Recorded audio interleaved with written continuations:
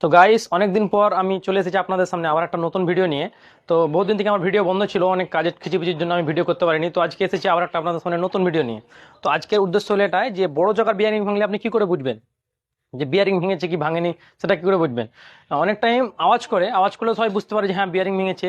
অনেক টাইম অন্য কারণে আওয়াজ করে, কিন্তু অনেকে বুঝতে পারে না। তো আজকে যেটা বললাম, ফার্স্ট টাইম যেটা করবেন আপনি, যদি না বুঝতে পারেন, কিছুক্ষণ চালা পরে এই যে জায়গাটা দেখছেন, কাছে নিছো, এই যে জায়গাটা দেখছেন, এই মিডিলটা, এই জায়গাটাতে হাতটাকে এইভাবে টাচ করবেন, এইভাবে দেখবেন, আপনি বুঝতে পারবেন যে জায়গাটা হিট হয়ে আছে। যদি না বুঝতে পারেন যে না হালকা হালকা হিট মনে হচ্ছে, তো আপনি ওই জায়গার গিয়ে চেক করবেন, তাহলে বুঝতে পারবেন যে কোনটা কম আছে বা কোনটা বেশি আছে। যদি হিটটা বেশি মনে হয় তাহলে আপনি যে বিয়ারিং ভেঙে গেছে।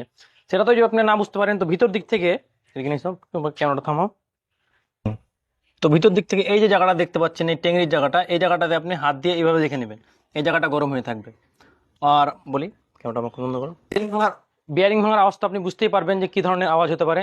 তো এই জিনিসগুলো আপনারা যদি বুঝতে পারেন তাহলে জানবেন যে আপনার চাকার বিয়ারিং ভেঙেছে। তো ভিডিওটা যদি ভালো লেগে থাকে তো অবশ্যই আপনি আমার চ্যানেলটাকে ফলো করে দিয়ে আমার ফেসটাতে একটা লাইক করে যাবেন।